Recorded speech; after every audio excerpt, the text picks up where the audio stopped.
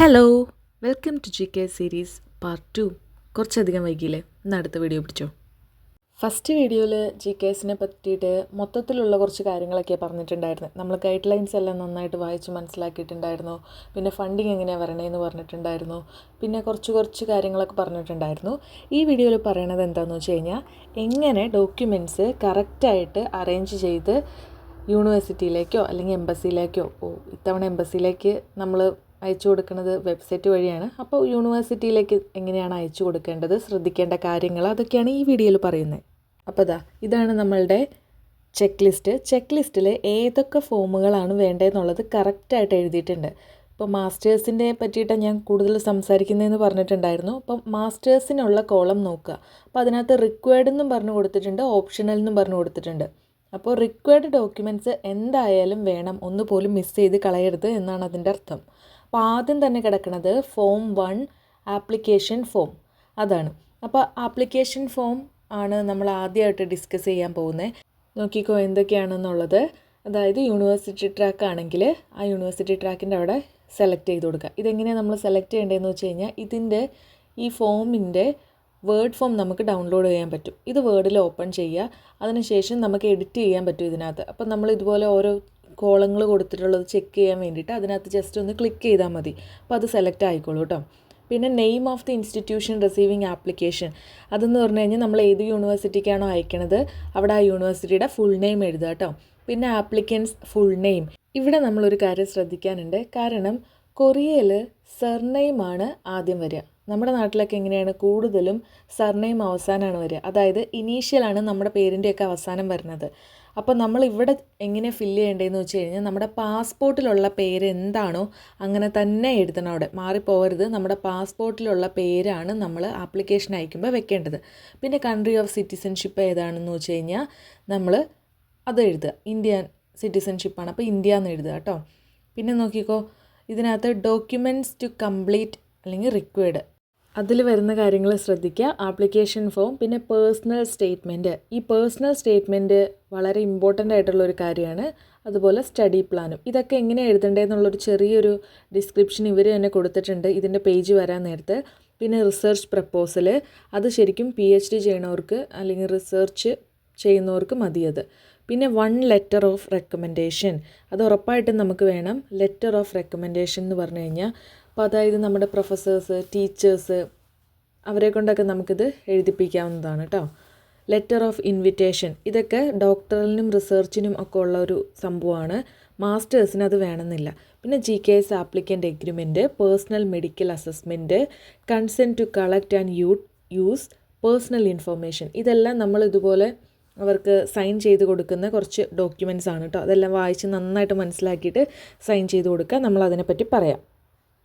നമ്മുടെ application form 1 ആണ്. അപ്പോൾ ഇതെന്ന് പറഞ്ഞു കഴിഞ്ഞാൽ നമ്മൾ പ്രിൻ്റ് ഔട്ട് എടുക്കുന്ന സമയത്ത് ഒരു കളറിൽ തന്നെ എടുത്തോ ഈ ഫസ്റ്റ് പേജ്. കാരണം ഇതിനകത്ത് കുറച്ച് ബ്ലൂ ഷെയ്ഡ്, റെഡ് ഷെയ്ഡൊക്കെ വരുന്നുണ്ട്. അപ്പോൾ കുറച്ച് ഭംഗിയിലിരുന്നോളും. അപ്പോൾ കളറിൽ തന്നെ എടുക്കുന്നതായിരിക്കും നല്ലത്. എല്ലാം കളറിൽ എടുക്കാൻ നിന്ന് കഴിഞ്ഞാൽ നമ്മൾ ആധാരം വെക്കേണ്ടി വരും. കാരണം നമ്മുടെ നാട്ടിൽ കോപ്പിക്ക് നല്ല പൈസയാണ്. അപ്പോൾ അതുകൊണ്ട് ആദ്യത്തെ ആ ഒരു ആപ്ലിക്കേഷൻ ഫോമോ അല്ലെങ്കിൽ പിന്നെ ഇമ്പോർട്ടൻ്റ് ആയിട്ടുള്ള എന്തെങ്കിലും ചെറിയ കാര്യങ്ങളൊക്കെ നമുക്ക് കളർ കോപ്പി എടുക്കാവുന്നതാണ് കേട്ടോ. അപ്പോൾ ഫോം 1 ഇതിനകത്ത് കൊടുത്തിട്ടുണ്ട്. നോക്കിക്കേ, ഇതിനകത്ത് കുറച്ച് ഇൻസ്ട്രക്ഷൻ കൊടുത്തിട്ടുണ്ട്. റെഡ് ബോക്സിലുള്ളത് റിക്വയർഡ് സാധനങ്ങളാണ് എന്നൊക്കെ പറഞ്ഞിട്ട്. അപ്പോൾ ഇവിടെ കൊടുത്തിരിക്കുന്ന ഈ ഇൻസ്ട്രക്ഷൻ ഉണ്ടല്ലോ, ഈ ഡോട്ടഡ് കോളത്തിൻ്റെ ഉള്ളിലുള്ളത്, ആ ഇൻസ്ട്രക്ഷൻ നമുക്ക് മൊത്തത്തിൽ ഡിലീറ്റ് ചെയ്ത് കളയാവുന്നതാണ് കേട്ടോ. അത് ഡിലീറ്റ് ചെയ്യാൻ വേണ്ടിയിട്ട് അവർ വെച്ചേക്കണതാണ്. അതോടുകൂടി ആരും പ്രിൻ്റ് എടുത്ത് കൊടുക്കരുതേ. അതൊരു എന്താ പറയണ, ഒരു ഡിസ്റെസ്പെക്റ്റ്ഫുൾ ആയിട്ടുള്ള ഒരു കാര്യമാണ് എന്നാണ് എനിക്ക് തോന്നുന്നത്. അതായത് ഡിസൊബീഡിയൻ്റ് ആയിട്ടുള്ളൊരു നീക്കമാണത്. അപ്പോൾ അതുകൊണ്ട് അതൊന്ന് ഡിലീറ്റ് ചെയ്ത് കളയാം കേട്ടോ. പിന്നെ യൂണിവേഴ്സിറ്റി ട്രാക്ക് ആണെങ്കിൽ ജനറൽ ആണോ അതോ RGKS ആണോ, നമ്മൾ റീജിയണൽ യൂണിവേഴ്സിറ്റിയിട്ടാണോ അപ്ലൈ ചെയ്യണത്, അങ്ങനെയുള്ള കാര്യങ്ങൾ. പിന്നെ ഡിഗ്രി പ്രോഗ്രാം ഏതാണ്, അപ്പോൾ അത് പറയുക. ഡിഗ്രി പ്രോഗ്രാം ഏതാണെന്ന് വെച്ച് കഴിഞ്ഞാൽ അത് സെലക്ട് ചെയ്യുക. മാസ്റ്റേഴ്സ് ഡിഗ്രിയാണ്. പിന്നെ ഇത് നോക്കിയോ, ഡിസൈഡ് ഫീൽഡ് ഓഫ് സ്റ്റഡി, ആ സംഭവം നമ്മൾ നോക്കി വയ്ക്കുക. എൻജിനീയറിംഗ് ആണോ, പിന്നെ സോഷ്യൽ സയൻസ് ആണോ, നാച്ചുറൽ സയൻസ് ആണോ, ഇവിടെയൊക്കെയാണ് ചെറുതായിട്ട് മാറിപ്പോകാനുള്ള സാധ്യത. അപ്പോൾ നമ്മൾ എന്താ നോക്കുന്നത്, നമ്മുടെ മേജർ ഏത് ഫീൽഡിലാണ്, ഏത് ഡിവിഷനാണെന്നുള്ളത് യൂണിവേഴ്സിറ്റിയുടെ ഡാറ്റ ഉണ്ടല്ലോ, അതായത് യൂണിവേഴ്സിറ്റി പ്രൊവൈഡ് ചെയ്യുന്ന ഗൈഡ് ലൈൻസ് നോക്കിയിട്ട് മനസ്സിലാക്കി എഴുതേണ്ടതാണ്. ഇനി ഇൻഫർമേഷൻ ഓഫ് ആപ്ലിക്കൻറ്റ്, ഇവിടെയാണ് ശ്രദ്ധിക്കേണ്ടത്. ഈ ഫാമിലി നെയിം എന്നും പറഞ്ഞ് കൊടുത്തേക്കണുണ്ടോ? ഫാമിലി നെയിം എന്നും പറഞ്ഞ് കൊടുത്തേക്കണത് നമ്മളുടെ ഇനീഷ്യലാണ് ഉദ്ദേശിക്കുന്നത്, അതായത് പാസ്പോർട്ടിലുള്ള ഇനീഷ്യൽ. ഇപ്പോൾ ചിലർക്കിപ്പോൾ ഇതുപോലെ എന്താ പറയണത്, അഞ്ജു AS എന്നൊക്കെ ആണെങ്കിൽ ആ എക്കും എസ്സിനൊക്കെ ഒരു ഫുൾ നെയിം ഉണ്ടായിരിക്കും. അപ്പോൾ അതോട് കൂടിയിട്ടായിരിക്കും പാസ്പോർട്ടിൽ വരുന്നത്. ആ സർനെയിമാണ്, ആ ASൻ്റെ ഫുൾ ഫോമാണ് അവിടെ എഴുതേണ്ടത് കേട്ടോ. ഗിവൺ നെയിം എന്ന് പറഞ്ഞു കഴിഞ്ഞാൽ നമ്മുടെ പേര് എഴുതി വയ്ക്കുക. മിഡിൽ നെയിം ഉണ്ടെങ്കിൽ മിഡിൽ നെയിം എഴുതുക. പിന്നെ ഡേറ്റ് ഓഫ് ബർത്ത് എഴുതണതൊന്ന് ശ്രദ്ധിച്ചേ. നമ്മളുടെ ഇവിടെ എഴുതുന്നതെന്ന് പറഞ്ഞു കഴിഞ്ഞാൽ വർഷം അല്ല, ഡേറ്റ്, മാസം, വർഷം, അങ്ങനെയാണ് നമ്മുടെ നാട്ടിൽ എഴുതുന്നത്. ഇതിനകത്ത് ഇവരൊരു ഫോർമാറ്റ് കൊടുത്തിട്ടുണ്ട്, അതേപോലെ തന്നെ എഴുതണം കേട്ടോ. പിന്നെ ജെൻഡർ മെയിലാണോ ഫീമെയിൽ ആണോ എന്നൊക്കെ ഉള്ളത് എഴുതുക. പിന്നെ ഫോട്ടോ ഒട്ടിക്കണം ഈ സൈസിൽ, അതായത് 3 സെൻറ്റിമീറ്റർ × 4 സെൻറ്റിമീറ്റർ സൈസിൽ നിന്ന് നിങ്ങൾക്ക് സ്റ്റുഡിയോയിൽ പറഞ്ഞിട്ട് എടുക്കാവുന്നതാണ് ഫോട്ടോ. അപ്പോൾ ഒരു നല്ലൊരു ക്ലിയർ ഫോട്ടോ എടുത്തിട്ട് അത് ഒട്ടിക്കുക. ഫോട്ടോ എന്ന് പറയുമ്പോൾ ഒരുപാട് ആഡംബരമൊന്നും പാടില്ലേ. പിന്നെ ഇതുപോലെ സിറ്റിസൺഷിപ്പ് ചോദിച്ചിട്ടുണ്ട്, ആ കോളം ഫില്ല് ചെയ്യുക, അങ്ങനെ പോവാം. പിന്നെ ഇതിൻ്റെ ഏറ്റവും മുകളിലത്തെ ഒരു പോർഷനിലും സിറ്റിസൺഷിപ്പ് ചോദിച്ചിട്ടുണ്ടായിരുന്നു, അതുകൂടി ഒന്ന് ശ്രദ്ധിക്കാം. ഇനി അടുത്തത് ഇങ്ങോട്ടേക്ക് വന്നു കഴിഞ്ഞാൽ നമുക്ക് കാണാൻ പറ്റുന്നത് നമ്മൾ പ്രീവിയസ് GK സ്കോളർ ആണോ എന്നൊക്കെ ഉള്ളത് ചോദിച്ചിട്ടുണ്ട്, ഏത് ഇയറിലാണ് എന്നൊക്കെ ചോദിച്ചിട്ടുണ്ട്. അതായത് നമ്മൾക്കിതുപോലെ നേരത്തെ എന്തെങ്കിലും ഒരു സ്കോളർഷിപ്പ് കിട്ടിയതുണ്ടോ എന്ന് അറിയാൻ വേണ്ടിയിട്ടാണിത്. പിന്നെ കോൺടാക്റ്റ് ഇൻഫർമേഷൻ ചോദിച്ചിട്ടുണ്ട്, നമ്മുടെ അഡ്രസ്സ് കറക്റ്റായിട്ട് എഴുതുക. ഫോൺ നമ്പർ വിത്ത് കോഡ്, ഏതാണ് നമ്മുടെ കൺട്രി കോഡ്? 91 ആണ് ഇന്ത്യയുടെ കേട്ടോ. അപ്പോൾ ഇൻ്റർവ്യൂ ഒക്കെ നടക്കാൻ നേരത്ത് ചില യൂണിവേഴ്സിറ്റീസ് ഫോൺ വഴിയായിരിക്കും വിളിക്കുന്നത്, അതിന് വേണ്ടിയിട്ടാണ് ഫോൺ നമ്പർ ചോദിക്കണേ. കൊറിയയിൽ നിന്ന് ഇന്ത്യൻ നമ്പർ ഇട്ട് വിളിക്കുമെന്ന് വിചാരിക്കരുത്. ഈ ജോൺബുക്ക് യൂണിവേഴ്സിറ്റി ഉണ്ടല്ലോ, ഇൻ്റർവ്യൂവിനെല്ലാം ഫോൺ വഴിയാണ് വിളിക്കുന്നത്. അപ്പോൾ അതുകൊണ്ട് ശ്രദ്ധിക്കുക, സൂം മീറ്റിംഗ് ആയിരിക്കില്ല. അപ്പോൾ കറക്റ്റായിട്ട് ഫോൺ നമ്പർ കൊടുക്കണം. ഇമെയിൽ കൊടുക്കുക, കറക്റ്റായിരിക്കണേ. പിന്നെ യൂണിവേഴ്സിറ്റി ട്രാക്ക് ആണെങ്കിൽ ടൈപ്പ് A ആണോ ടൈപ്പ് B ആണോ എന്നുള്ളത് എഴുതുക. നമ്മുടെ യൂണിവേഴ്സിറ്റി ടൈപ്പ് A ആണോ ടൈപ്പ് B ആണോ. പിന്നെ ഫീൽഡ് ഓഫ് സ്റ്റഡി, ഇത് നമ്മൾ ഏറ്റവും ആദ്യം കണ്ടിട്ടുണ്ടായിരുന്നു, ഫീൽഡ് ഓഫ് സ്റ്റഡി എന്ന് പറഞ്ഞിട്ട്. ഇപ്പോൾ സോഷ്യൽ സയൻസ് ആണോ എഞ്ചിനീയറിംഗ് ആണോ അങ്ങനെയൊക്കെ. പിന്നെ ഡിപ്പാർട്ട്മെൻറ്റ്, അപ്പോൾ അതായത് ഇപ്പോൾ ഡിപ്പാർട്ട്മെൻറ്റ് ഓഫ് സിവിൽ എഞ്ചിനീയറിംഗ്, അതിൻ്റെ കീഴിൽ തന്നെ ഒരുപാട് എഞ്ചിനീയറിംഗ് ബ്രാഞ്ചുകളൊക്കെ ഉണ്ടായിരിക്കും. അപ്പോൾ അതാണ് ഡിപ്പാർട്ട്മെൻറ്റും. പിന്നെ മേജർ ഓപ്ഷനിൽ എന്ന് പറഞ്ഞിട്ട് വേറെ ഒരെണ്ണം കൊടുത്തേക്കണം. അപ്പോൾ ചില ഡിപ്പാർട്ട്മെൻറ്റ് ഓഫ് സിവിൽ എഞ്ചിനീയറിംഗ് അങ്ങനെയൊക്കെ ഉണ്ടെങ്കിൽ അതിൻ്റെ അണ്ടറിൽ geotechnical engineering, construction engineering അങ്ങനെയൊക്കെ ഉണ്ടായിരിക്കും. അപ്പോൾ അതുകൊണ്ടാണ് അതവിടെ കൊടുത്തിരിക്കുന്നത് കേട്ടോ. പിന്നെ അടുത്തത് ഇങ്ങോട്ട് വരുവാണെങ്കിൽ ലാംഗ്വേജ് എബിലിറ്റീസ് ചോദിച്ചിട്ടുണ്ട്, അതായത് നമ്മുടെ ടോപ്പിക് ലെവൽ, ഏതൊക്കെ ടോപ്പിക്കാണ് അവർ അക്സെപ്റ്റ് ചെയ്യുക എന്നുള്ളത് അവിടെ എഴുതിയിട്ടുണ്ട്. കാരണം ടോപ്പിക്കിനും IELTS, TOEFL അതിനൊക്കെ ഒരു എക്സ്പയറി ഡേറ്റ് ഉണ്ട്. അപ്പോൾ അതുകൊണ്ട് ഏത് ലെവലാണോ ഉള്ളത്, ഇനി നമ്മൾ ടോപ്പിക്ക് എഴുതാൻ പോവുകയാണെന്നൊക്കെ ഉണ്ടെങ്കിൽ അതിൻ്റെ ഡീറ്റെയിൽസ്, അതിൻ്റെ ഡേറ്റൊക്കെ ഇതിനകത്ത് കൊടുക്കുക. IELTS, TOEFL, TOEIC ഇതൊക്കെ ഒരു എക്സാമ്പിളും അതിനകത്ത് കൊടുത്തിട്ടുണ്ട് കേട്ടോ. അപ്പോൾ അതുകൊണ്ട് നമുക്ക് ഈസി ആയിരിക്കും അറിയാൻ വേണ്ടിയിട്ട്. അപ്പോൾ അതിൻ്റെ സ്കോറെല്ലാം അവിടെ എഴുതുക. ലെവൽ ഓഫ് എഡ്യൂക്കേഷൻ അവിടെ എഴുതുക. ഹൈസ്കൂള്, യൂണിവേഴ്സിറ്റിയുടെ പേര്, കൺട്രി, അങ്ങനെയുള്ള കുറച്ച് കാര്യങ്ങളൊക്കെ ചോദിച്ചിട്ടുണ്ട്, അതെല്ലാം ഫില്ല് ചെയ്യുക. ഇത് കണ്ടോ, ഡിഗ്രി തീസീസ് ടൈറ്റിൽ, അതായത് നമ്മുടെ ഒരു ഫൈനൽ ഇയർ പ്രൊജക്റ്റ് ഉണ്ടായിരിക്കുമല്ലോ, അതിനാണ് തീസീസ് എന്ന് പറയുന്നത്. അപ്പോൾ ഫൈനൽ ഇയർ പ്രൊജക്റ്റ് ഏതാണെന്നുള്ളത് അവിടെ എഴുതുക, നമ്മളതിൻ്റെ പേര്. പിന്നെ പബ്ലിഷ്ഡ് ബുക്സ്, ഞങ്ങളിങ്ങനെ ആമയും കുറുക്കനും അങ്ങനെ ബുക്ക് എഴുതിയിട്ടുണ്ട്, ആ ബുക്കൊന്നും എഴുതാൻ പറ്റില്ല. ഇവരിവിടെ ചോദിക്കണമെന്ന് പറഞ്ഞു കഴിഞ്ഞാൽ എന്താണ്, നമ്മൾ നമ്മുടെ മേജർ റിലേറ്റഡ് ആയിട്ട് ഏതെങ്കിലും ബുക്സ് പബ്ലിഷ് ചെയ്തിട്ടുണ്ടോ, അല്ലെങ്കിൽ റിസർച്ച് പേപ്പർ പബ്ലിഷ് ചെയ്തിട്ടുണ്ടോ, അങ്ങനെയുള്ള കാര്യങ്ങളൊക്കെയാണ് അവിടെ ചോദിക്കുന്നത്. അപ്പോൾ അത് എഴുതുക. പിന്നെ അതായത് മാസ്റ്റേഴ്സ് ഡിഗ്രി, ഇത് PhD-കാർക്കൊക്കെ ഉള്ളതാണ്. അപ്പോൾ അവർക്ക് മാസ്റ്റേഴ്സ് ഡിഗ്രി ഉണ്ടായിരിക്കുമല്ലോ, അത്. ഡോക്ടറൽ ഡിഗ്രിയുടെ കാര്യങ്ങൾ ചോദിച്ചേക്കണത് നമ്മളുടെ റിസർച്ച് ചെയ്യുന്നവർക്ക് വേണ്ടിയിട്ട്, അതുണ്ടെങ്കിൽ അത് എഴുതുക. അങ്ങനെയാണ് കൊടുത്തേക്കുന്നത്. ഇനി നിങ്ങൾക്ക് ഇതൊന്നും ഇല്ലയെന്നുണ്ടെങ്കിൽ അതൊക്കെ ലീവ് ചെയ്യുക കേട്ടോ. ഏറ്റവും അവസാനം വരുന്നൊരു പോർഷനാണ്, ഏറ്റവും അവസാനം എന്ന് പറഞ്ഞാൽ ഈ പേജിൽ കേട്ടോ, ക്യുമുലേറ്റീവ് GPA എന്ന് പറഞ്ഞു കഴിഞ്ഞാൽ. ക്യുമുലേറ്റീവ് GPA എന്ന് പറഞ്ഞു കഴിഞ്ഞാൽ ചിലർക്ക് 100-ലൊരു സ്കോറായിരിക്കും ഉള്ളത്, അതായത് പെർസെൻറ്റേജ് ആയിരിക്കും ഉള്ളത്. അങ്ങനെയുള്ളവർ അത് എഴുതിയാൽ മതി, ആ പെർസെൻറ്റേജ് എഴുതിയാൽ മതി. ഇവിടെ കൊടുത്തിട്ടുണ്ട് GPAയുടെ എക്സാമ്പിൾ കൊടുത്തിട്ടുണ്ട്. ഇപ്പം നമുക്ക് ടോട്ടൽ 10-ലാണെന്നുണ്ടെങ്കിൽ ഈ കോളത്തിനകത്ത് 10-ൽ എത്രയാണെന്നുള്ളത് എഴുതുക. പിന്നീട് ഇത് നമ്മൾ കൺവേർട്ട് ചെയ്തെടുക്കുമല്ലോ, കൺവേർട്ട് ചെയ്തിട്ട് നമ്മളുടെ ഇതിനകത്ത് തന്നെയുള്ള ആ ടേബിൾ വെച്ച് നോക്കിയിട്ട് എത്രയാണോ നമ്മുടെ പോയിൻ്റ് എന്നുള്ളതാണ് അടുത്ത കോളത്തിൽ എഴുതേണ്ടത്. അവിടെ എഴുതിയിട്ടുണ്ട് കൺവേർട്ടഡ് GPA. ഇതൊക്കെ ഇതിൻ്റെ ഹെഡിങ് ഒക്കെ നോക്കിയിട്ട് വേണം ഫില്ല് ചെയ്യാൻ, അല്ലെങ്കിൽ മാറിപ്പോവും. പിന്നെ സ്കോർ പെർസെൻറ്റൈൽ, അതായത് ഇപ്പം ഇവിടെ ഒരു എക്സാമ്പിൾ കൊടുത്തിട്ടുണ്ട്, 3.9 ഔട്ട് ഓഫ് 4.3 ആണെന്നുണ്ടെങ്കിൽ ഈ 4.3 കോളം എടുത്ത് നോക്കുക, ലാസ്റ്റുള്ള കൺവേർഷൻ ടേബിൾ. അതിനകത്ത് 3.9 വരുവാണെങ്കിൽ 100ൽ എത്രയാണോ സ്കോർ പെർസെൻറ്റൈൽ അത് നോക്കിയിട്ട് അതാണ് നമ്മൾ ഈ അടുത്ത കോളത്തിൽ ഫില്ല് ചെയ്യേണ്ടത് കേട്ടോ. അപ്പോൾ ശ്രദ്ധിക്കുക. എന്നിട്ട് ഇതിനകത്ത് കുറേ ആവശ്യമില്ലാത്ത കാര്യങ്ങളെല്ലാം നമുക്ക് ഇൻസ്ട്രക്ഷൻസ് കൊടുത്തിട്ടുണ്ട്. ആ ഇൻസ്ട്രക്ഷൻ എല്ലാം നമുക്ക് ഡിലീറ്റ് ചെയ്ത് കളയാം കേട്ടോ. എന്നിട്ട് ഇവർ ചോദിച്ചേക്കുന്ന കാര്യം മാത്രം അതിനകത്ത് കൊടുത്താൽ മതി. അപ്പോൾ ആവശ്യം ഇല്ലാത്ത കാര്യങ്ങളൊക്കെ നമ്മൾ മാറ്റി കളയാൻ വേണ്ടിയിട്ട് ശ്രദ്ധിക്കുക കേട്ടോ. പിന്നെ അടുത്തത് ഇവർ ചോദിച്ചിട്ടുണ്ട് GPA indicated on academic transcript എന്ന് പറഞ്ഞിട്ട് കൊടുത്തിട്ടുണ്ട്. അതായത് ഇപ്പോൾ ബിടെക്കുകാർക്കൊക്കെ ആണെങ്കിൽ 4 വർഷം കാണും. അപ്പോൾ അവരുടെ 4 വർഷത്തെയും എല്ലാം കൂടെ കൂടിയിട്ട് 8 സെമസ്റ്റർ. ഓരോ സെമസ്റ്ററിനും ഇതുപോലെ GPA കാൽക്കുലേറ്റ് ചെയ്യാറുണ്ട്. ഇപ്പോൾ ഡിഗ്രിക്കാർക്ക് ഇതുപോലെ ഓരോ സെമസ്റ്ററിനും ഉണ്ടെന്ന് തോന്നുന്നു. ചില യൂണിവേഴ്സിറ്റിക്കൊന്നും അങ്ങനെ ഇല്ല.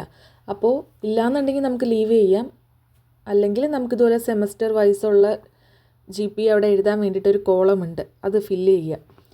ഇതിന് ചുറ്റും ഒരു റെഡ് ഔട്ട്ലൈൻ ഇല്ല. അതിൻ്റെ അർത്ഥം എന്ന് പറഞ്ഞു കഴിഞ്ഞാൽ നമ്മൾക്ക് ഇത് ഇല്ലയെന്നുണ്ടെങ്കിൽ സ്കിപ്പ് ചെയ്യാവുന്നതാണ് എന്നാണ് അതിൻ്റെ അർത്ഥം. പിന്നെ ഇതുപോലെ നമുക്ക് വേറെ ഏതെങ്കിലും സ്കോളർഷിപ്പ് കിട്ടിയിട്ടുണ്ടോ മുൻപ് എന്ന് ചോദിച്ചിട്ടുണ്ട്. അപ്പോൾ ആ സ്കോളർഷിപ്പ് ഉണ്ടെന്നുണ്ടെങ്കിൽ അതിൻ്റെ ഡീറ്റെയിൽസ് എല്ലാം എഴുതുക. നമ്മുടെ അക്കാദമിക് പ്രൊഫൈൽ ഇത്ര സ്ട്രോങ് ആണ് എന്നൊക്കെ കാണിക്കാൻ വേണ്ടിയിട്ടാണ് നമ്മൾ ഈ ഫോം ഫില്ല് ചെയ്യണത്. അപ്പോൾ അതുകൊണ്ടാണ് അവർ നേരത്തെ എന്തെങ്കിലും സ്കോളർഷിപ്പ് കിട്ടിയിട്ടുണ്ടോ എന്നൊക്കെ ചോദിക്കുന്നത്. അപ്പോൾ അങ്ങനെ ഉണ്ടെന്നുണ്ടെങ്കിൽ അത് എഴുതാം നമുക്ക്. ഇനി കൊറിയയിൽ നമ്മളിതുപോലെ വേറെ ഏതെങ്കിലും ആവശ്യങ്ങൾക്കായിട്ട് മുൻപ് വന്നിട്ടുണ്ടോ, അതോ ഇപ്പോൾ കൊറിയയിലാണോ ഉള്ളത്? ഇതെങ്ങനെയാണെന്ന് വെച്ച് കഴിഞ്ഞാൽ ചില കുട്ടികൾ ലാംഗ്വേജ് പ്രോഗ്രാമിനൊക്കെ വേണ്ടി വരും. അവിടെ ഒരു എക്സാമ്പിൾ കൊടുത്തിട്ടുള്ളതും ലാംഗ്വേജ് പ്രോഗ്രാമിൻ്റെ കാര്യമാണ് യൂണിവേഴ്സിറ്റികളിൽ. അപ്പോൾ അങ്ങനെയാണെങ്കിൽ ലാംഗ്വേജ് പ്രോഗ്രാം ചെയ്തുകൊണ്ടിരിക്കുകയാണെങ്കിൽ അതിൻ്റെ ഡീറ്റെയിൽസ് ഒക്കെ എഴുതുക. വിസ ടൈപ്പ് എഴുതിയേക്കുന്നതുണ്ടോ? ലാംഗ്വേജ് പ്രോഗ്രാം ചെയ്യുന്ന കുട്ടികൾക്ക് D4 വിസയാണ്. മാസ്റ്റേഴ്സൊക്കെ ചെയ്യുന്ന കുട്ടികളായി കഴിഞ്ഞാൽ D2 വിസയാണ്. അപ്പോൾ അത് ഈ കോളത്തിൽ ഫില്ല് ചെയ്യാനായിട്ടുള്ളതാണ്. പിന്നെ കൊറിയ ഇതുപോലെ പല ഇൻറ്റേൺഷിപ്പുകൾ പ്രൊവൈഡ് ചെയ്യുന്നുണ്ട്, ചില ക്യാമ്പുകൾ പ്രൊവൈഡ് ചെയ്യുന്നുണ്ട് ചില യൂണിവേഴ്സിറ്റീസൊക്കെ. അങ്ങനെ ഒരുപാട് ഓപ്പർച്യൂണിറ്റീസ് ഉണ്ട്. അപ്പോൾ അതിനൊക്കെ വേണ്ടി വന്നിട്ടുള്ളവർ അതൊക്കെ എഴുതാവുന്നതാണ്. അതൊക്കെ നമ്മുടെ പ്രൊഫൈലിനെ അത്രയധികം സ്ട്രോങ് ആക്കുന്ന കാര്യമാണ്. അപ്പം നമുക്ക് ആ കാര്യങ്ങളെല്ലാം ഇവിടെ എഴുതാവുന്നതാണ്.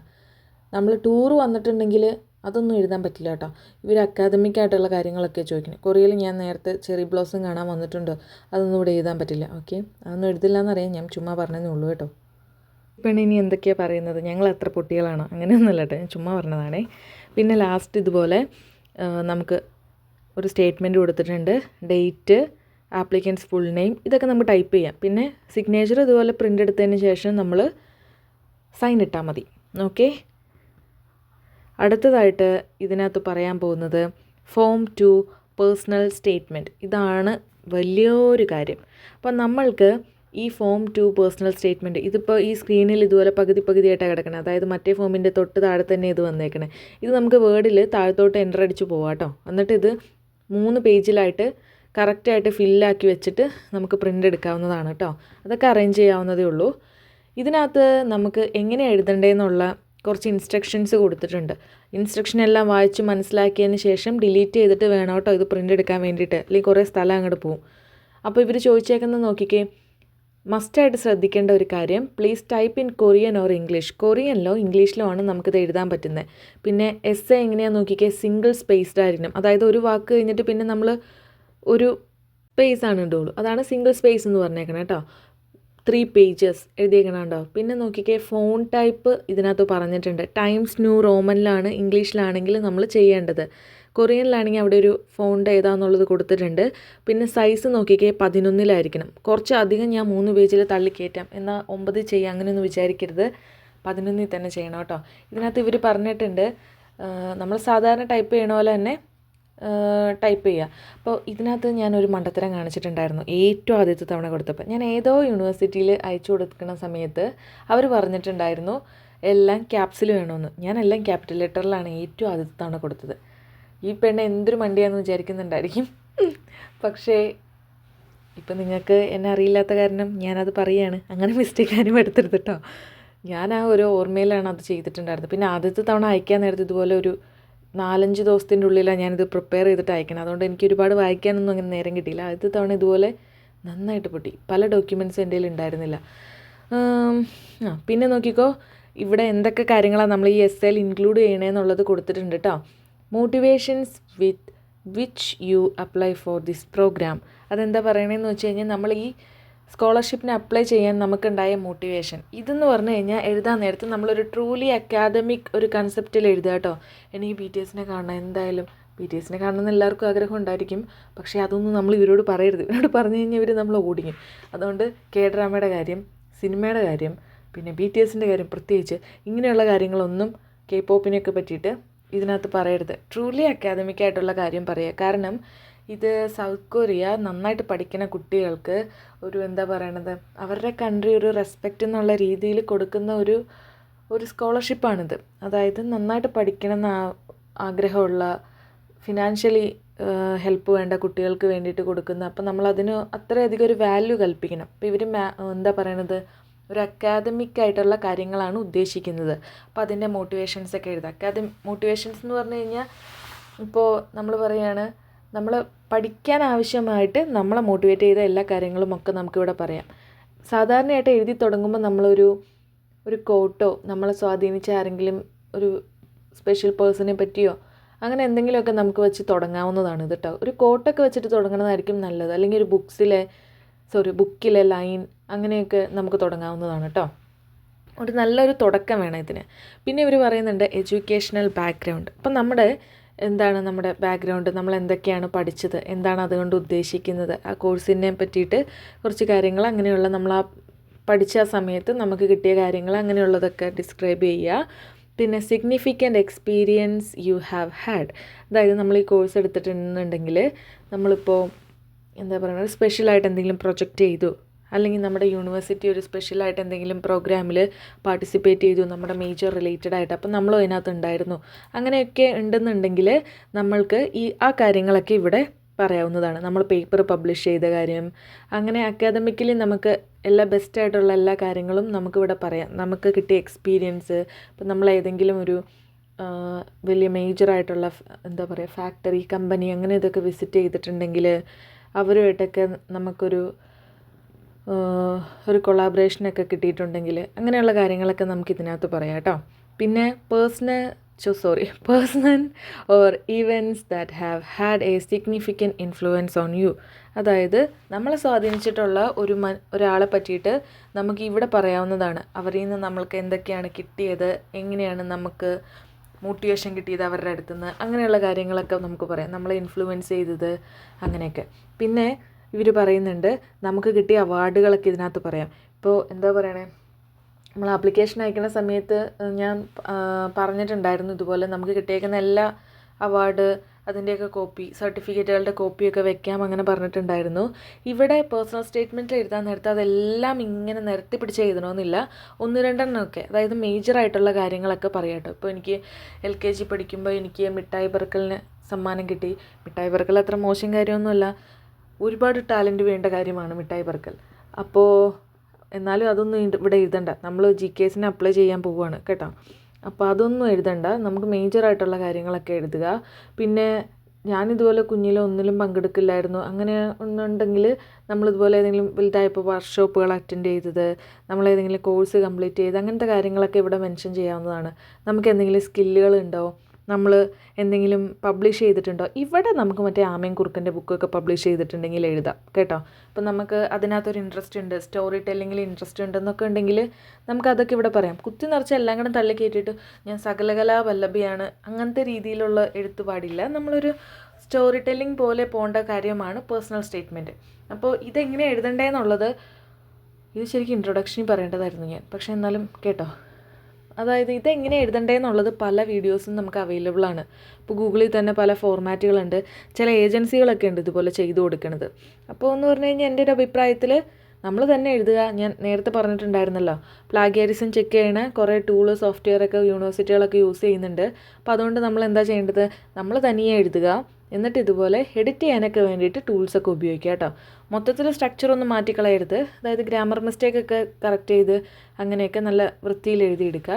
എന്നിട്ട് നിങ്ങൾക്ക് ഇതുപോലെ ഏറ്റവും അടുത്ത ഇംഗ്ലീഷൊക്കെ നന്നായിട്ട് അറിയാവുന്ന ആരെങ്കിലും ഉണ്ടെങ്കിൽ അവരെ കൊണ്ട് വായിപ്പിക്കാം, അല്ലെങ്കിൽ ടീച്ചേഴ്സിനെ കൊണ്ട് വായിപ്പിക്കാം, അങ്ങനെയൊക്കെ ചെയ്യാം. അപ്പം ഞാൻ എഴുതിയ സമയത്തെന്ന് പറഞ്ഞു കഴിഞ്ഞാൽ എൻ്റെ ഒരു ഇംഗ്ലീഷ് ടീച്ചറുണ്ടായിരുന്നു, സാറായിരുന്നേ. അപ്പോൾ സാറെന്ന് പറഞ്ഞു കഴിഞ്ഞാൽ എന്നെ 5ാം ക്ലാസ് മുതൽ ഇംഗ്ലീഷ് പഠിപ്പിക്കണതാണ്.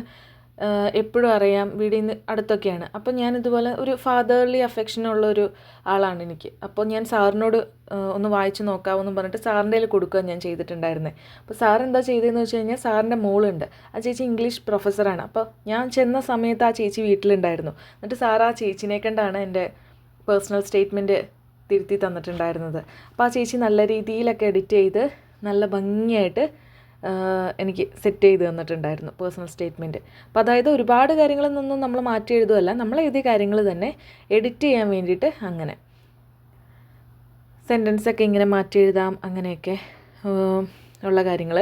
പിന്നെ ഇതിനകത്ത് കുറേ സ്പേസ് ഉണ്ട്. നമ്മൾ എൻ്റർ അടിച്ച് ഇങ്ങോട്ട് താഴത്തോട്ട് പോയിട്ട് നമ്മൾ 3 പേജിലാക്കിയിട്ട് ഇത് റെഡിയാക്കാം. 3 പേജ് വലിച്ച് നീട്ടി തികയ്ക്കണം അങ്ങനെയൊന്നുമില്ല. 3 പേജ് മാക്സിമം സൈസാണ് പറയുന്നത് കേട്ടോ. ഡേറ്റ് എഴുതുക, ഫുൾ നെയിം എഴുതുക, സൈൻ എഴുതുക. ഇനി അടുത്തത് വരുന്നതാണ് നമ്മുടെ ഫോം 3 സ്റ്റഡി പ്ലാൻ.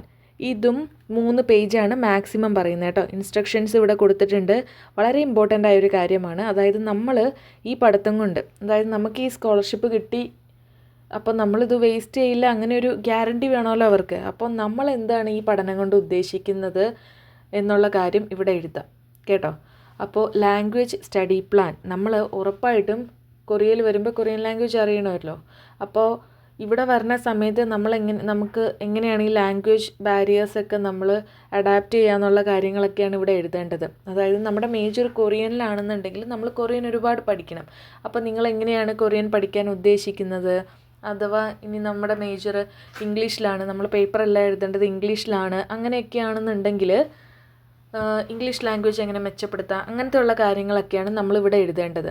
അപ്പോൾ നമുക്കിതുപോലെ വേണമെങ്കിൽ പറയാം, ഞാനിതുപോലെ ലാംഗ്വേജ് ഇൻസ്റ്റിറ്റ്യൂട്ടിൽ ഇതുപോലെ ചേരാൻ ഉദ്ദേശിക്കേണ്ടത്, അങ്ങനെയൊക്കെ പറഞ്ഞ് എഴുതുക. പല യൂണിവേഴ്സിറ്റികൾക്കും ഇപ്പോൾ GKSന് ഒരു ഓൺ ലാംഗ്വേജ് പ്രോഗ്രാം ഉണ്ട്. അല്ലാന്നുണ്ടെങ്കിൽ പല യൂണിവേഴ്സിറ്റീസും ഇതുപോലെ ഫീസ് ഉണ്ട് കേട്ടോ എല്ലാത്തിനും.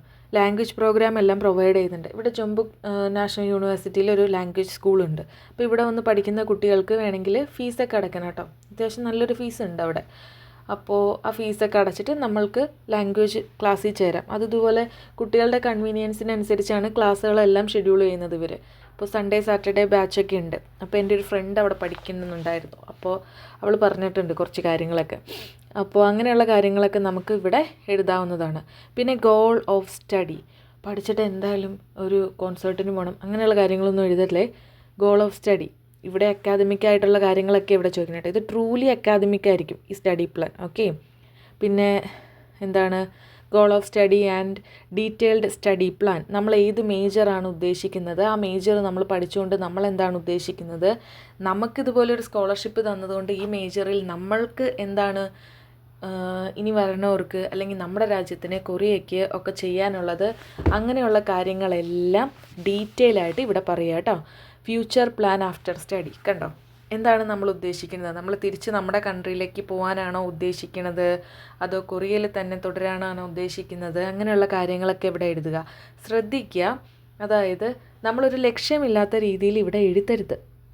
കാരണം നമ്മൾക്കൊരു കറക്റ്റായിട്ടുള്ളൊരു ലക്ഷ്യം ഉണ്ടായിരിക്കണം. ഇപ്പോൾ എഴുതുന്ന സമയത്ത് നമുക്കിതുപോലെ എന്താണ് ഷുവർ അല്ല, ഒരു ചെറിയൊരു കൺഫ്യൂഷൻ ഉണ്ടെന്നാലും നമ്മളതൊന്നും ഇവിടെ കാണിക്കരുത് കേട്ടോ. നമ്മൾ കറക്റ്റായിട്ടുള്ളൊരു ലക്ഷ്യം വെച്ചിട്ട് വേണം ഇത് എഴുതാൻ വേണ്ടിയിട്ട്. കാരണം ഒരു ലക്ഷ്യമില്ലാത്തൊരു കുട്ടി അങ്ങനെ ഒരു ഇമേജ് നമ്മൾ ഉണ്ടാക്കിയെടുക്കരുത്. ഓക്കെ, അപ്പോൾ അങ്ങനെയുള്ള കാര്യങ്ങളൊക്കെ വെച്ചിട്ട് സ്റ്റഡി പ്ലാൻ എഴുതുക. അതും ഇതുപോലെ എൻ്റർ അടിച്ച് താഴത്തോട്ട് നമുക്ക് പോകാവുന്നതാണ്.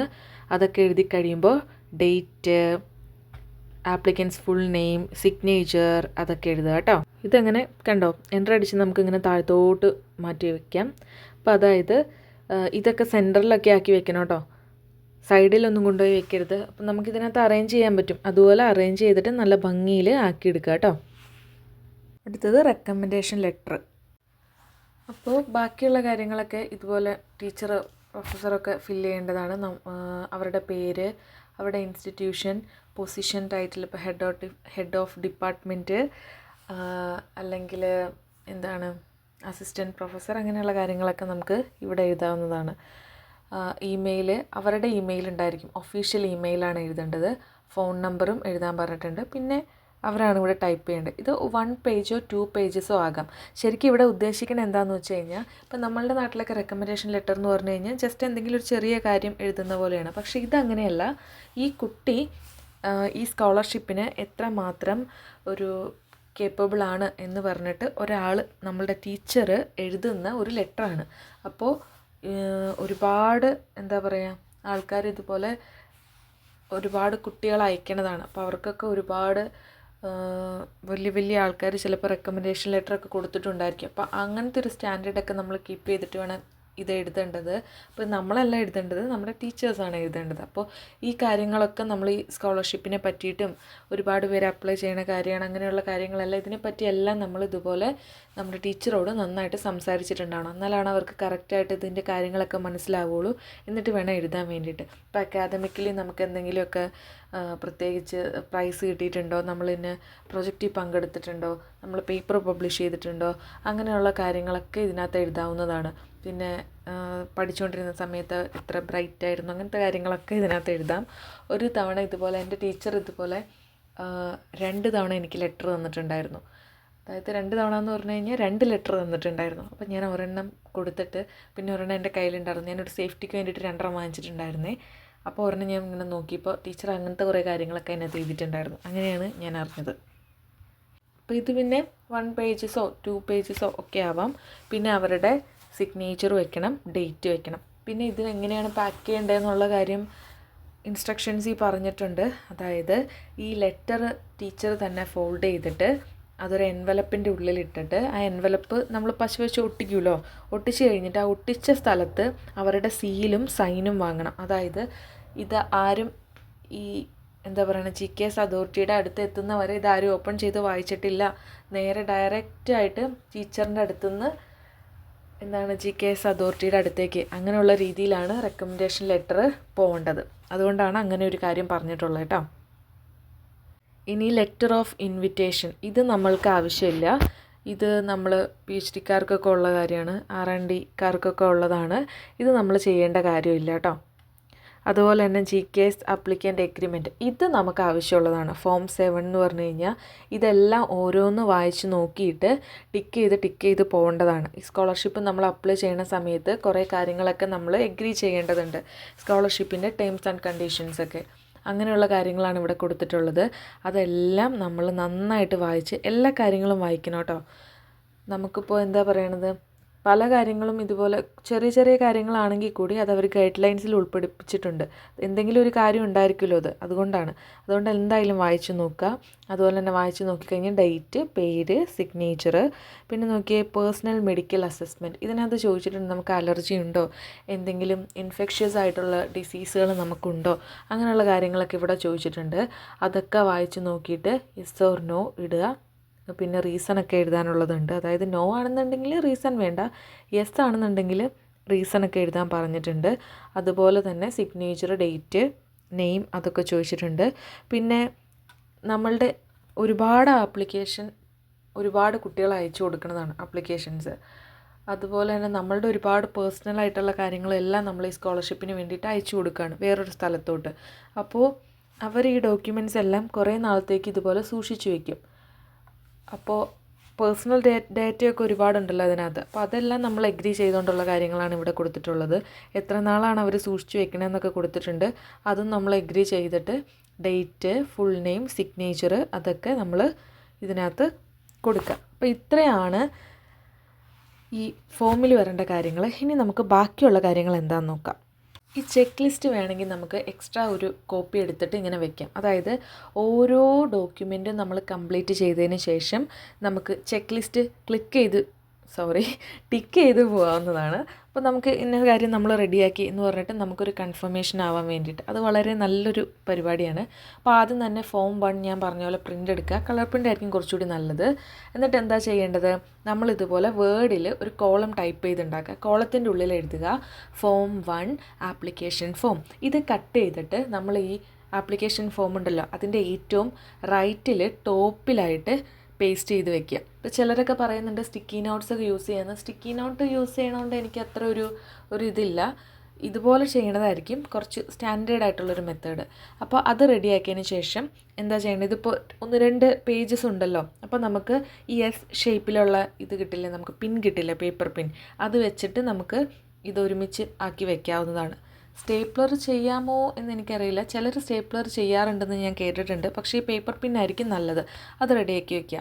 പിന്നെ പേഴ്സണൽ സ്റ്റേറ്റ്മെൻറ്റ്, അതും ഇതുപോലെ വേർഡിൽ നമ്മൾ ടൈപ്പ് ചെയ്തുണ്ടാക്കുക. ഫോം 2 പേഴ്സണൽ സ്റ്റേറ്റ്മെൻറ്റ്, അതും ഇതുപോലെ മുകളിലായിട്ട് ഒട്ടിക്കുക, അതെടുത്ത് വയ്ക്കുക. 3 പേജ് ഉണ്ടല്ലോ, അതും പേപ്പർ ക്ലിപ്പ് വെച്ച് വയ്ക്കുക. സ്റ്റഡി പ്ലാൻ പേപ്പർ ക്ലിപ്പ് വെച്ചിട്ട് തന്നെ ഇതുപോലെ തന്നെ വയ്ക്കുക. എല്ലാത്തിൻ്റെയും മുകളിൽ ഇതുപോലെ ലേബൽ ചെയ്തിരിക്കണം കേട്ടോ. അത് അവർക്ക് മനസ്സിലാവാൻ വേണ്ടിയിട്ടാണ്, എന്തൊക്കെ ഡോക്യുമെൻ്റാണ് നമ്മൾ സബ്മിറ്റ് ചെയ്യണമെന്ന് അറിയാൻ വേണ്ടിയിട്ട്. പിന്നെ നമുക്കുള്ള ഫോമുകളെല്ലാം ഇതുപോലെ വരിക.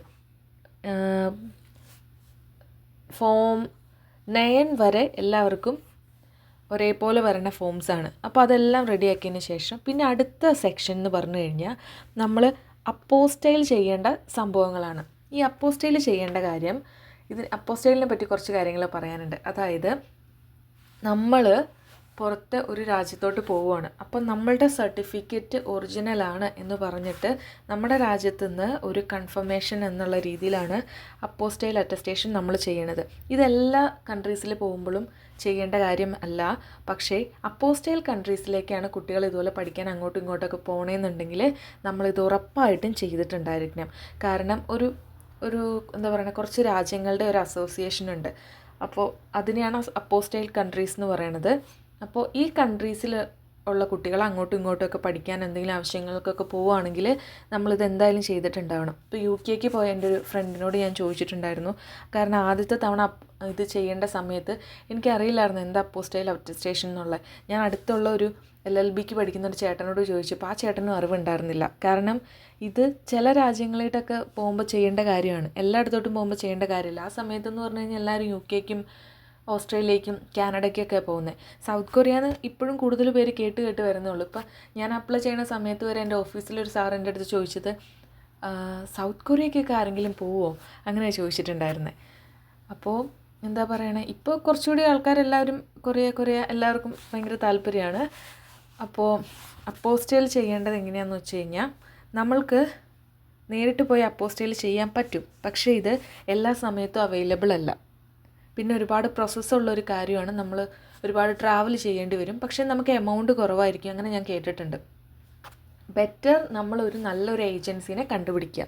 എന്നിട്ട് ഇതുപോലെ പല ഏജൻസികളുണ്ട്, അവർ നമുക്ക് അപ്പോസ്റ്റൈൽ ചെയ്ത് തരുന്നതായിരിക്കും. ഞാൻ ഏറ്റവും ആദ്യത്തെ തവണ ചെയ്യാൻ പോയ സമയത്ത് ഞാൻ എറണാകുളത്തുള്ളൊരു ഏജൻസിനെയാണ് കോൺടാക്റ്റ് ചെയ്തിട്ടുണ്ടായിരുന്നത്. അവരിതുപോലെ, ഞാൻ കറക്റ്റ് പ്രൈസ് പറയുകയാണെങ്കിൽ, അവരിതുപോലെ ഒരു ഡോക്യുമെൻറ്റിന് 2000 രൂപയാണ് വാങ്ങിച്ചിട്ടുണ്ടായിരുന്നത്. പക്ഷേ അവരുടെ സർവീസ് വളരെയധികം മോശമായിരുന്നു. ഒരുപാട് പ്രശ്നങ്ങൾ അതിനകത്ത് ഉണ്ടായിട്ടുണ്ടായിരുന്നു. അത് ഞാൻ പിന്നെ എപ്പോഴെങ്കിലും പറയാം. അപ്പോൾ അതുകൊണ്ട് ആ പൈസ അന്നേരം ഭയങ്കര കൂടുതലാണെന്നുള്ളത് എനിക്ക് അറിയില്ലായിരുന്നു. കാരണം അതിലും കുറച്ച് പൈസയിൽ ചെയ്തു തരുന്ന ആൾക്കാരുണ്ടെന്ന് പിന്നീടാണ് ഞാൻ അറിയുന്നത്. അപ്പോൾ അതുപോലെ അങ്ങനെ ഒരു പൈസയ്ക്കാണ് അവർ ചെയ്തു തന്നിട്ടുണ്ടായിരുന്നത്. പിന്നെ ഇതുപോലെ ഞാനൊരു വാട്സപ്പ് ഗ്രൂപ്പിൽ ഇതുപോലെ ഒരു കുട്ടി ഷെയർ ചെയ്ത നമ്പർ കണ്ടു. അതായത് ഒരു മുംബൈയിലുള്ള ഒരു ഏജൻസിയാണ് ഇവർ. അപ്പോൾ മുംബൈയിലും കൊൽക്കത്തയിലും ഡൽഹിയിലും ഉണ്ട് ഇവർ. അപ്പോൾ അവരുടെ ഒരു ഏജൻസിയുടെ നമ്പർ കൊടുത്തിട്ട് പറയും, നമ്മൾ PDF ആയിട്ട് നന്നായിട്ട് സ്കാൻ ചെയ്തിട്ട് ഇവർക്ക് അയച്ചു കൊടുത്താൽ മതി, എമൗണ്ട് അയച്ചു കൊടുത്താൽ മതി, ഭയങ്കര റീസണബിളായിട്ട് അവർ ചെയ്തു തരും. പെർ ഡോക്യുമെൻ്റ് ഇതുപോലെ 900 ആയിരുന്നു അവർ വാങ്ങിച്ചിട്ടുണ്ടായിരുന്നത്.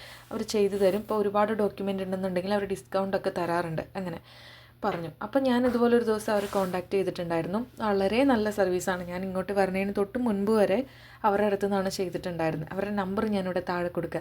ഞാൻ അവരോട് പ്രത്യേകം ചോദിച്ചിട്ടുണ്ടായിരുന്നു. ഇതുപോലെ എൻ്റെ ഫ്രണ്ട്സിന് എല്ലാവർക്കും ഞാൻ റെക്കമെൻഡ് ചെയ്തിട്ടുണ്ട് കേട്ടോ. അവരും ഇവിടുന്ന് ചെയ്തിട്ടുണ്ട്. അപ്പോൾ അദ്ദേഹത്തിനോട് ഞാൻ ചോദിച്ചു, ഞാനിങ്ങനെ ഒരു വീഡിയോ ചെയ്യുന്നുണ്ട്, ഞാൻ അടിയിൽ നമ്പർ കൊടുത്തോട്ടെ എന്ന് ചോദിച്ചിട്ടുണ്ടായിരുന്നു. അപ്പോൾ അവർ പറഞ്ഞു ഓക്കെ കൊടുത്തോളൂ, അങ്ങനെ പറഞ്ഞു. അതേ ഇംഗ്ലീഷും നന്നായിട്ട് സംസാരിക്കും, പക്ഷേ ഹിന്ദിയാണ് കൂടുതൽ, നോർത്ത് ഇന്ത്യൻ ആണല്ലോ. അപ്പോൾ നിങ്ങൾക്ക് വിളിക്കണം എന്നൊന്നുമില്ല, ഇതുപോലെ കറക്റ്റായിട്ട് നമ്മൾ വാട്സപ്പിൽ കോൺടാക്റ്റ് ചെയ്താൽ മതി അവർ. അപ്പോൾ അവർ നന്നായിട്ട് ചെയ്തു തരും. പെയ്ഡ് പ്രൊമോഷനൊന്നുമില്ല കേട്ടോ.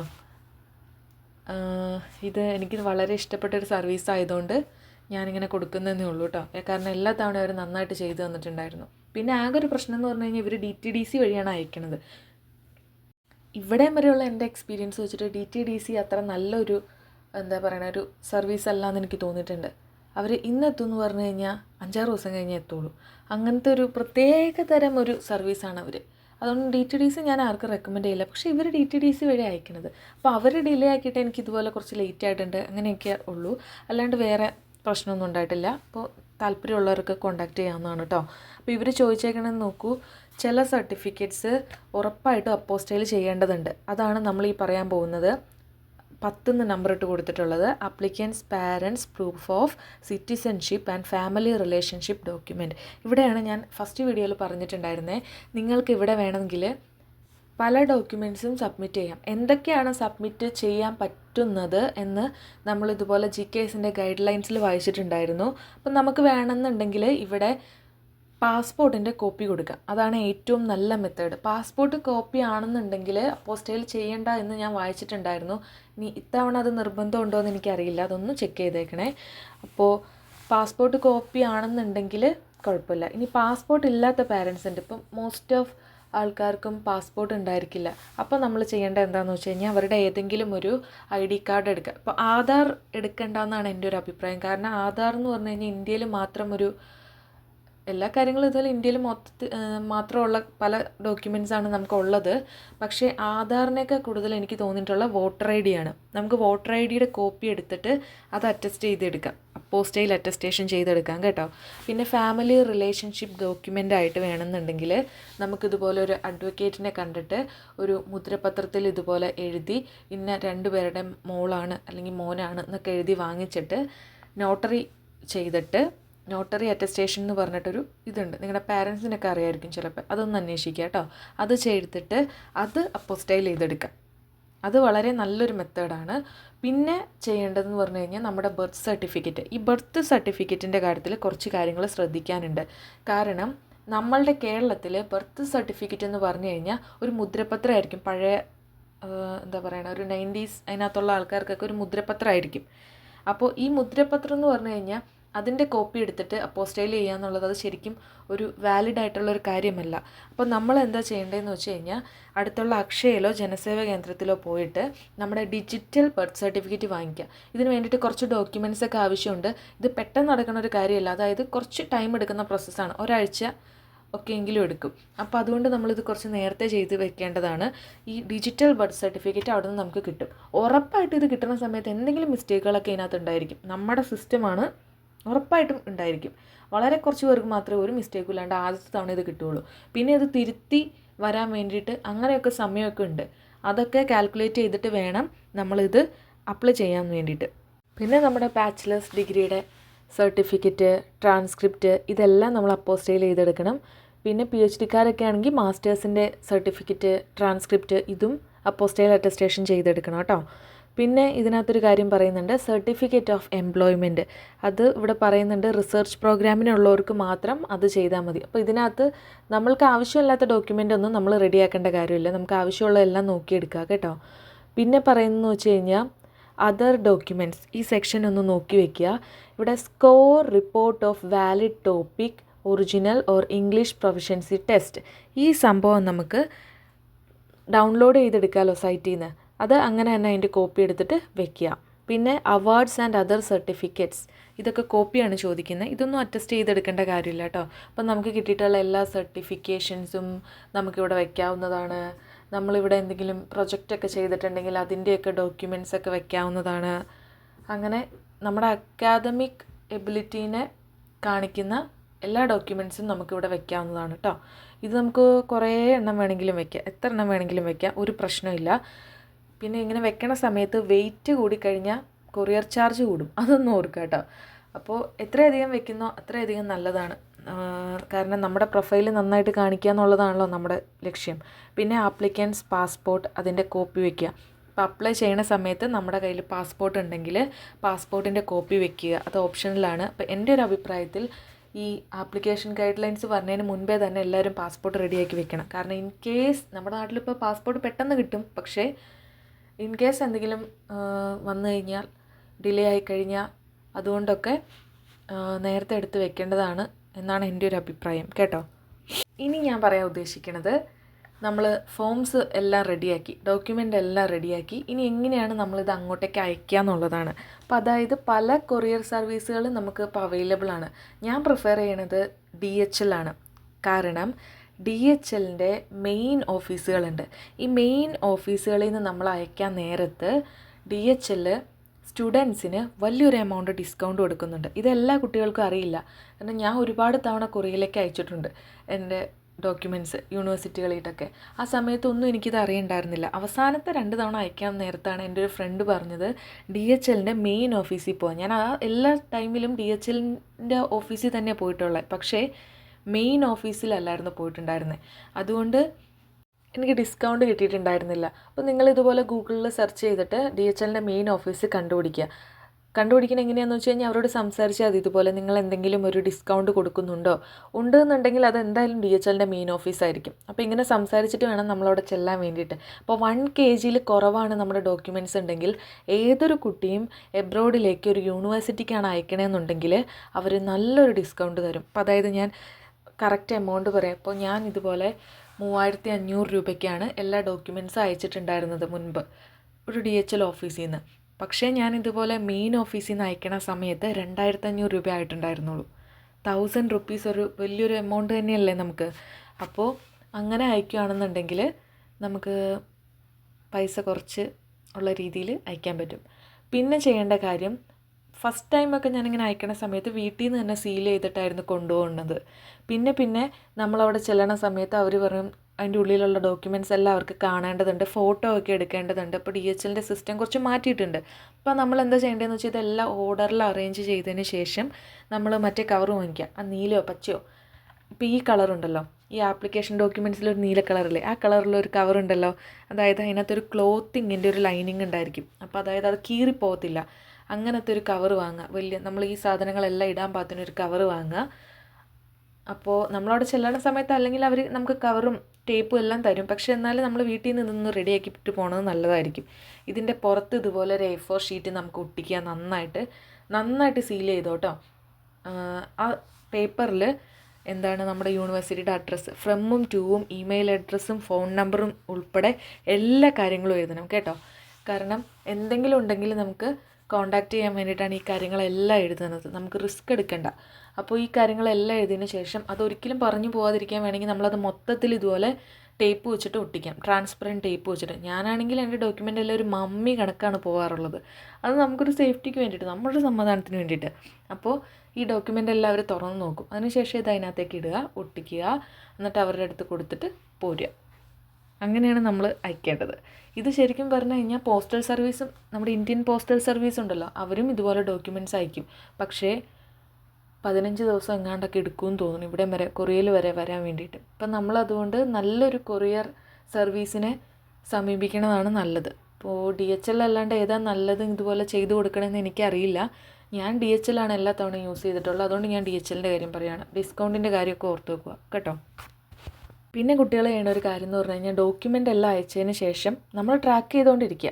അപ്പോൾ നമുക്ക് എല്ലാ ദിവസവും ഇങ്ങനെ ട്രാക്ക് ചെയ്ത് നോക്കുമ്പോൾ ഇതെവിടെ എത്തി, ഇപ്പോൾ ബാങ്കോക്കിലെത്തി അങ്ങനെയൊക്കെ പറഞ്ഞ് നമുക്ക് കാണാൻ പറ്റും. അപ്പോൾ ഈ ട്രാക്ക് ചെയ്തുകൊണ്ടിരുന്നതിൻ്റെ ഈ സമയത്തൊക്കെ നമ്മളെന്താണ്, യൂണിവേഴ്സിറ്റീനെ ഇതുപോലെ ഒരുപാട് ബുദ്ധിമുട്ടിക്കരുത്. അല്ലെങ്കിൽ ഡോക്യുമെൻ്റ് അവിടെ എത്തി എന്നിട്ട് യൂണിവേഴ്സിറ്റി ഒരു അറിയിപ്പും തന്നില്ല, ഒരു 1-2 ദിവസമൊക്കെ നമുക്ക് വെയിറ്റ് ചെയ്യാം. കാരണം ഒരുപാട് കുട്ടികൾ ആപ്ലിക്കേഷൻ അയക്കണതാണ്, അവരെല്ലാ കാര്യങ്ങളും എല്ലാം അറേഞ്ച് ചെയ്തൊക്കെ വരുന്നേ ഉണ്ടായിരിക്കുള്ളൂ. അപ്പോൾ ഡോക്യുമെൻ്റ് അവിടെ എത്തിക്കഴിഞ്ഞിട്ടൊരു 3 ദിവസമൊക്കെ മാക്സിമം, അല്ല ഒരു മിനിമം ഒരു 3 ദിവസം കേട്ടോ.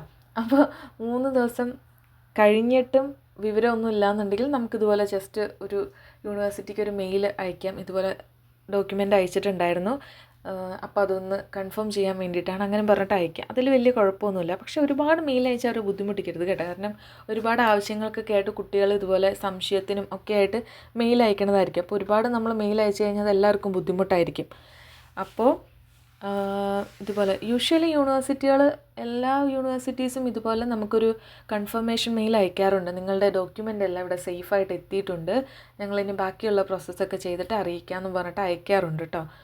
വളരെ കുറച്ച് യൂണിവേഴ്സിറ്റീസ് അങ്ങനെ അയക്കാത്ത എന്ന് തോന്നുന്നു. ഞാൻ ഒരു തവണ ഇതുപോലെ യോൺസെ യൂണിവേഴ്സിറ്റിക്ക് അയച്ച സമയത്ത്, ഫസ്റ്റ് ടൈമിൽ അയച്ച സമയത്ത് അവരിതുപോലെ അവിടെ ഡോക്യുമെൻ്റ് എത്തിയെന്നോ അങ്ങനെ ഒരു കൺഫർമേഷൻ മെയിലും തന്നിട്ടുണ്ടായിരുന്നില്ല. പക്ഷേ അതിന് ശേഷം അയച്ച എല്ലാ യൂണിവേഴ്സിറ്റീസും ഇതുപോലെ അവർ ഒരു കൺഫർമേഷൻ മെയിൽ തന്നിട്ടുണ്ടായിരുന്നു.